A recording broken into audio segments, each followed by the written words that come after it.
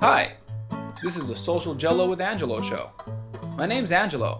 I'm a social scientist, surfer, martial artist, and a whole lot of other things. Coming to you live from Kasai City, Japan, the Social Gelo with Angelo show. What's up, and welcome to another episode of Social Gelo with Angelo Podcast. As you saw in the title, Mitose, Conman or genius. Before we start, if you like the show, please like and subscribe and share with your friends. We're always covering topics about martial arts, a lot of stuff on Kempo, because we come from a Kaji Kempo background. This is Mitch Powell. He's the KSDI historian, and he has documents to everything he says is based off research that he did, not online research, but sometimes online research, but he actually has a lot of the documents that have a lot of the history of Kaji Kempo, and because of that, he also has a lot of access to documents that are related to Kempo as well, coming from Hawaii. So that's why he's on the show. Quick note before we get started. Someone jumped in the comments last time and had a big fit about Joe Louis's black belt and when he got it and something like that. I want to apologize. Hey, you're probably right. The show wasn't about Joe Louis and he was mentioned in passing. So I will say that to you. You might hear names that you recognize. Our main focus today is Mitose. I will try to bring some attention to some of the stuff you say, and I do appreciate you saying your ideas in the comments, and I would like to continue to encourage everyone to do that. So that being said, who is James Mitose? Mitch?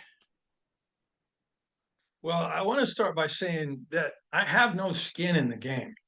I'm not a Mitose Kosho student, and I'm also not an anti-Mitose guy, because you got both groups out there, right? I'm just here to share some of the research that I have about Professor James Mitose. And I want to start by saying, as a researcher, I got to give a shout out to a gentleman named Ted Sumner. So he's a Kempo Grandmaster. He lives over in Texas now. He came up through Tracy Kempo. He started in 63. He got a black belt in 68. He worked for the San Jose Police Department and he operated San Jose Kempo. So Sumner did a lot of research and he's posted numerous documents all related to Mitose. And I was able to access a lot of them through some internet searches. Many of the documents, they're government issued. That's the good stuff. When you start getting the government issued documents, you're looking at things that are not just someone's opinion. Right? This is factual stuff. So from the stuff that I collected, just since you and I spoke last, I put together a 9-page timeline on Mitose. There's a lot of information out there about him. Obviously, we don't have time to cover 9 pages here, but we will cover all the good stuff. We'll start with December 30th, 1916. James Mitose is born. His parents are Odakichi Mitose and Kyoka Yoshida Mitose. And his birth name is Masayoshi, but to avoid confusion, and I'm just going to refer to him as James Mitose. I'll use his American name. So, big deal here is on October 22nd, 1920, James, who is then 3 years, 10 months, and 8 days old, and his sister Kimmy, who's about 5, they are shipped over to Japan. And so they are now leaving Hawaii and heading to their family's birthplace.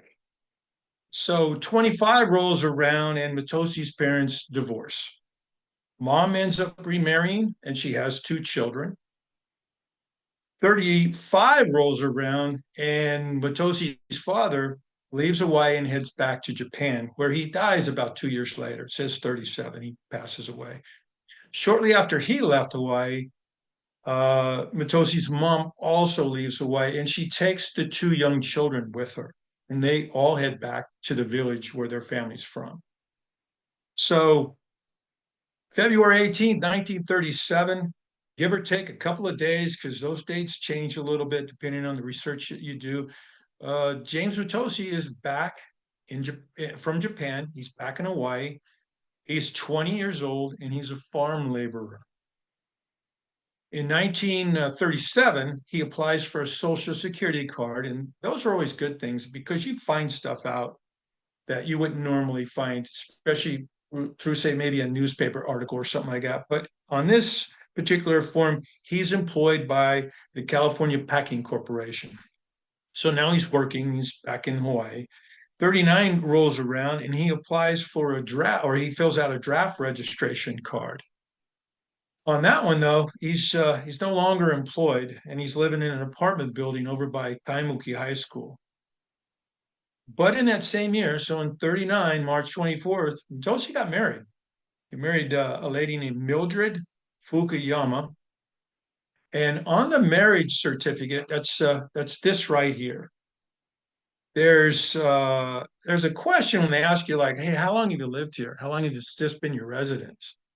And James Mitose wrote 22 years. So the people that want to, say, hey, what, Mitose never went back to Japan. He never learned anything anywhere else. He only lived on the island. This is one of the things that they hang their hat on, because Mitose wrote 22 years. So in other words, his whole life. And I just think it's confusion, because you'll see as we go through, there's other documents, government documents, where he's interviewed, and that is not what happened. So that is a document that the anti-Mitose folks will use to say, I don't know. He said he was here his whole life. We move forward from there and we get to the 1940 census. So, Mitose's been here 3 years now and things are not going that well. He's living with his wife, Mildred, and they have at least one son listed here in the census. I know they have another son, and we'll get to that too. But they're living in a house with 11 other people, and they're lodgers. So they're not even renting an apartment now. They're just lodging in another person's home. On August 6, 1940, Jose and Elsie Barrow, they adopt Masatoshi Mitose, who was born on the 26th of May in 1940, and they named him Thomas Dokusin Barrow. So he is known today as Great Grandmaster Thomas Barrow Mitose, who is the 22nd Honorable Great Grandmaster of the Koshiru Kempo. Now, I've known Thomas Mitose for, decades, probably 3 or 4 decades. Stand-up guy, great martial artist, got a lot of respect for him. So I hope in no way he feels by sharing this information that I'm trying to say something bad about the family or anything like that, because I absolutely am not. On August 19th, 1941, after saying that, James Mitose has a really bad day. Him and 2 other guys get arrested by the FBI for impersonating military intelligence officers. And they're pulling some shenanigans with some local Japanese immigrants trying to get some money. What's really interesting is there are no details of any future arrest, convictions, penalties, nothing. There's only the clipping from the arrest. Nothing else happens. Now, some of the Mitose folks have said, and I don't mean, when I say this, I don't mean Mitose named folks, but Mitose students, etc., have said that's because James Mitose worked for the CIA or worked as some kind of an intelligence officer with something like the CIA, sharing intelligence within the Japanese community. I don't know if any of that's true at all, but hey, who knows? I mean, when you say James Mitose, it's all a mystery. It's a huge, huge mystery with a lot of pieces to it. So he gets arrested by the FBI, and I have a lifetime career in law enforcement. It's really hard to get arrested by the FBI and have nothing happen to you, right? So, nothing happened. Nothing happened. So there's no paperwork, no processing. And that's another thing. Like, if you get arrested by the FBI, like I said, for what you just mentioned, if the report is saying they were caught impersonating military intelligence officers, that's a serious charge. There's no way you get out of that charge without not at least going to court for it. So yeah, that's really or weird. testify against the other guys, right? Something. I can't find anything. It might be out there. I'm just not seeing it. But man, I'll tell you what's really strange is, so a year later, there's a military record for James Mitose because a year later, he joins the Hawaii Territorial Guard. He's still married to Mildred. He's assigned to Company B, Platoon number 4. And I'm sure they Right have now, back then they still had background checks. So there's like, if he had that arrest, so let's say we don't, because this is there's like a gap in the records. We can admit there's a gap. We don't know what happened.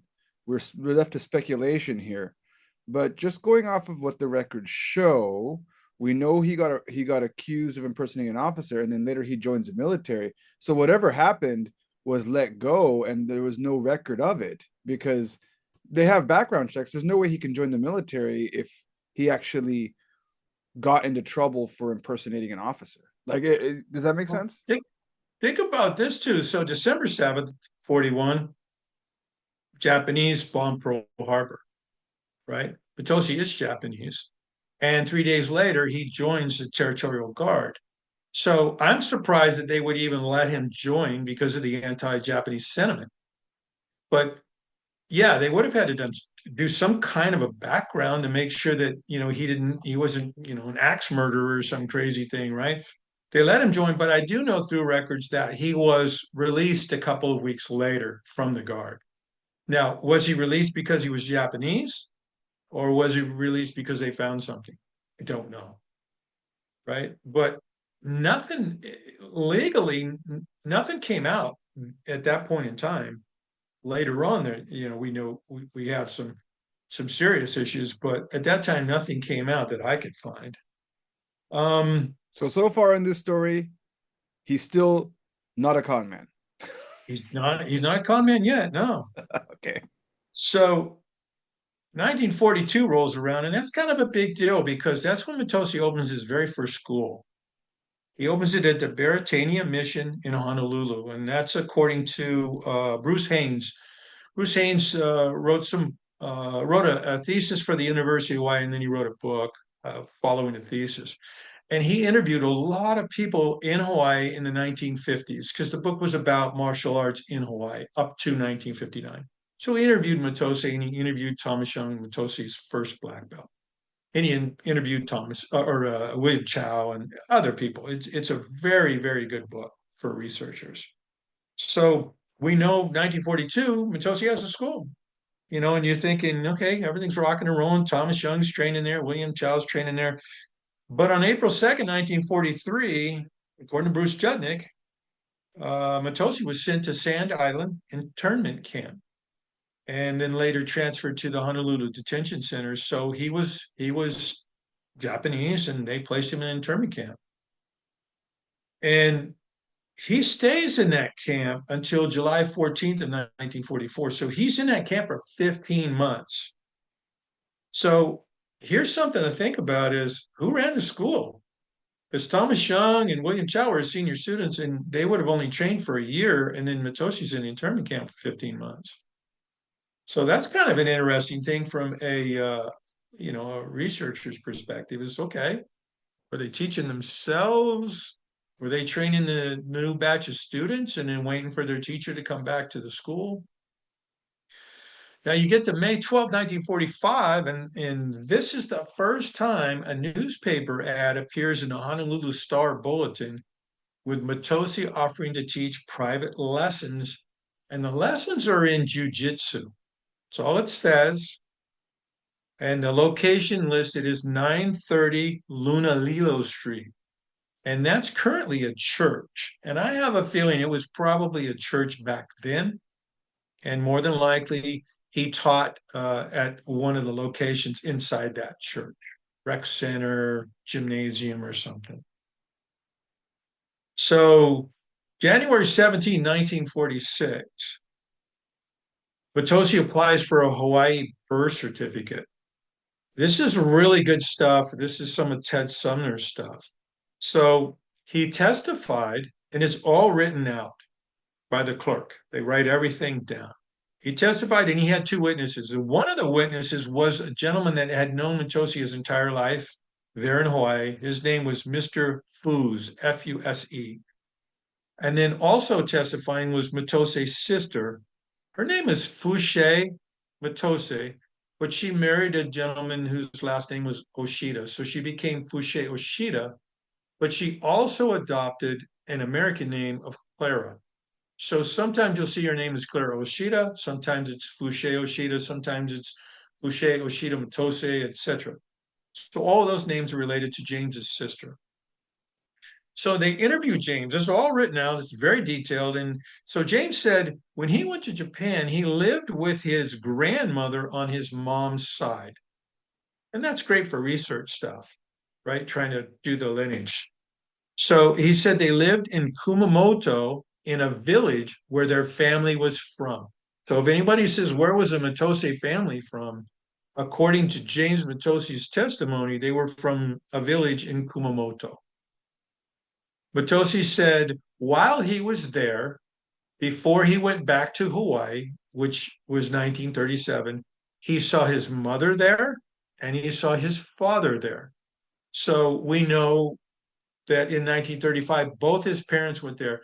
Now, I do not believe they were living together the way it was worded. It sounds like he was probably living with his grandmother and his mother, but saw his father there as well because they were all originally from the same village and they all stayed in the same village when they went back to Japan. So Mitose said in this one that his mother's maiden name was not Yoshida. He said his mother's maiden name was Komatsu, Komatsu. So sometimes you'll see it as Yoshida, and sometimes you see it as Komatsu.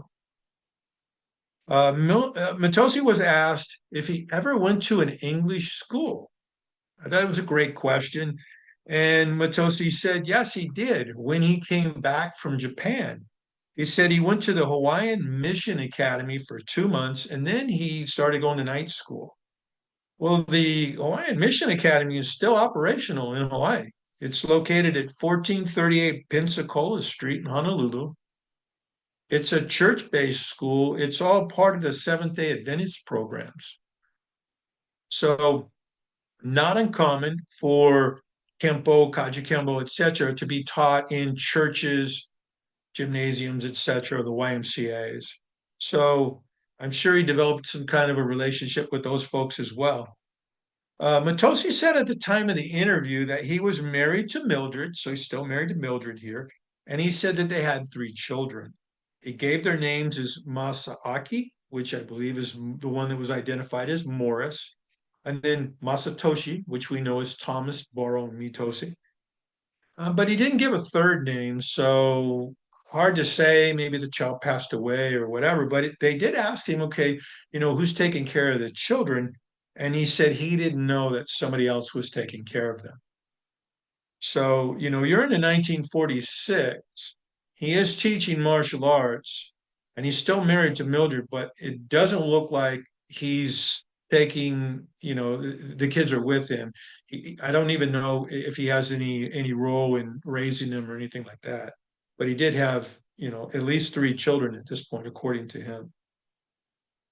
February 14th, 1946, Mitose receives his Hawaiian birth certificate. So he didn't have one at birth, but he had a one made through this testimony. So he has a Hawaiian birth certificate.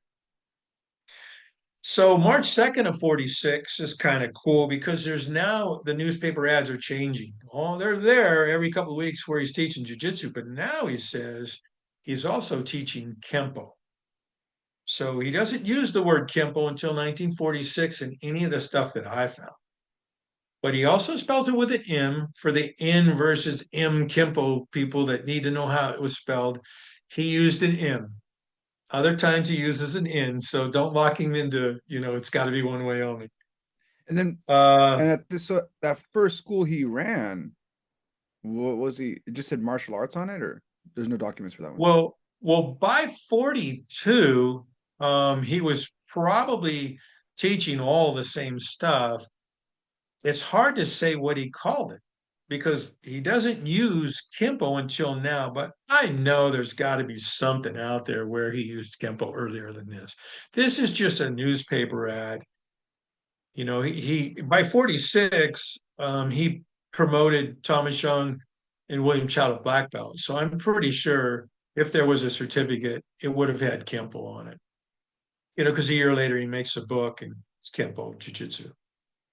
But something really cool here, January 18th, 1947, kind of like a game changer, right?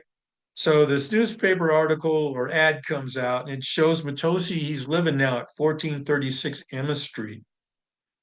And he sells health products. And now he calls himself Professor James Mitose.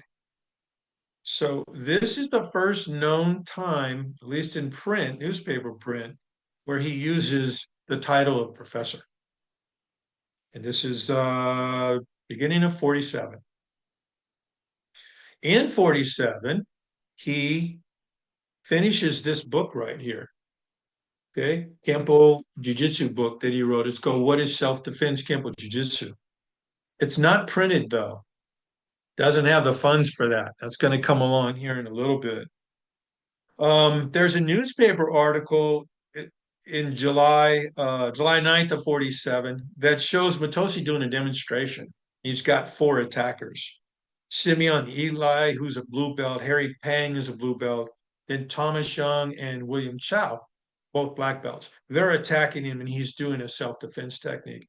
I want to point that out because there's a lot of folks that believe Mitose stopped teaching earlier than 47, that he only taught till 46 and then boom, he was gone or whatever. He's still in Hawaii. It's 47 and he's in the newspaper doing a 4-man self-defense demonstration.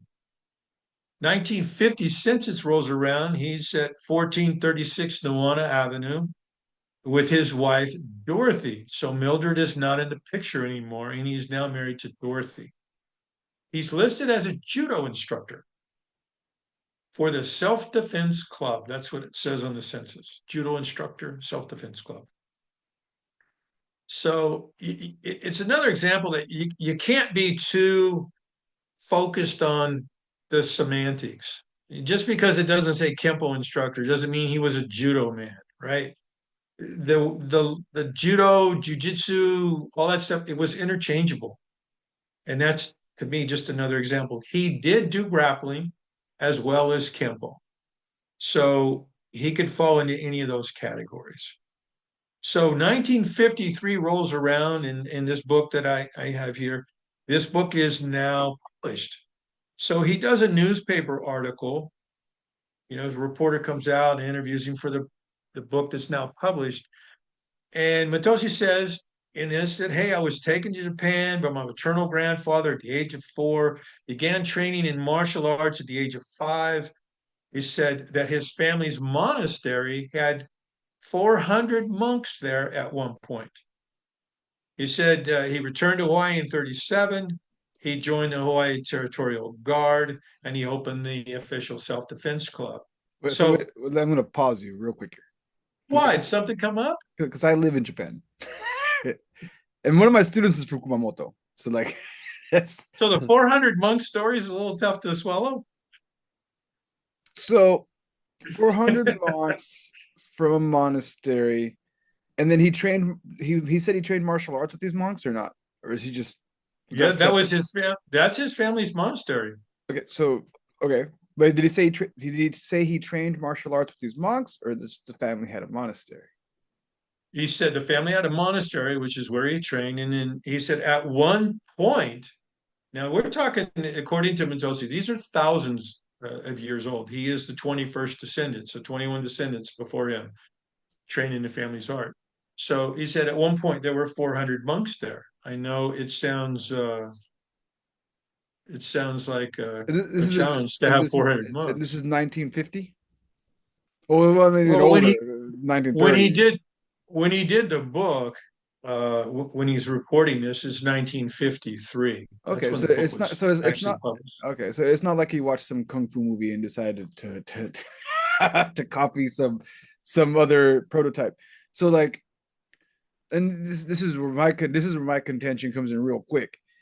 It's just, if he's saying he trained martial arts at a monastery, just me living in Japan, one of my Kaji Kempo students from a monastery, he trained martial arts with me because they don't teach martial arts at the monastery. So like that's where I'm going to say, like, we're kind of crossing Chinese and Japanese culture here real quick. I've heard more stories of, and those I still can't follow. I don't live in China, so I can't follow that thread. But more common thread, and most of the stuff that's out there, they talk about how the Chinese monasteries practice martial arts, right? Yeah. And then and that's a whole other can of worms I'm not going to jump into real quick. But what I can say factually, living in Japan, I have yet to meet a monastery. I travel to monasteries. That's what you do in Japan. It's a fun thing to do. You go to Right. So I've That's been. what I did when I was there. Yeah, it's a thing. Like if you come out to Japan, even Japanese people do it. It's fun to go sightseeing at monasteries, these really old buildings, and you will see pictures of like really old pictures, and you can tell they're like there's some martial arts stuff going on, but there's no martial arts happening. Like the closest thing to martial arts you'll get at a monastery is old pictures of samurais. Sometimes they'll have a little history museum. I went to one monastery that had like some artifacts that were like really old, and I thought they had some swords. They had some stuff that looked a little similar to what they would call throwing stars.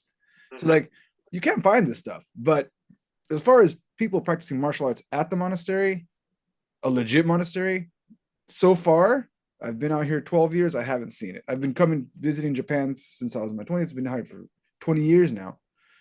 Right. I still haven't encountered it. So that's my only thing is that sounds fishy to me. But continue. But please continue. Yeah. So yeah, I mean, I feel the same way because I went to Japan in 2000. I did all this stuff too, and there's schools there that I visited, but the monastery, all that stuff was just not that way. It was all historical, but and it's a business. There wasn't anybody doing martial arts in those. Yeah. When I went to China in 2005, we went to the Shaolin Temple. We stayed there, and yeah, we did martial arts there. We filmed videos. So yeah, they're completely different things between Japan and China.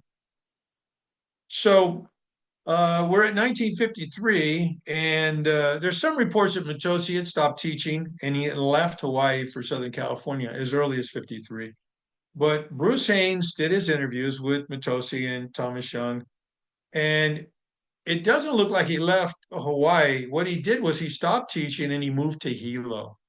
So he stayed on the island, but stayed in Hawaii, but he moved over to Hilo, and he was there until 55 or 56 before he started heading out to California. So according to Thomas Young, in an interview that Haynes did, Mitose, he made promotions to black belt of Thomas Young, Jiro Nakamura, Arthur Kiavi, and Paul Yamaguchi. But he said that Thomas Young promoted Chow, and that Chow promoted Edward Bobby Lowe. So in 46, according to Young, that's when he started basically his takeover of the school. But it looks like he finally was named headmaster in 53 when Mitose decided he wasn't going to teach anymore. So there is a pecking order in Mitose's school, at least according to Thomas Young, there was.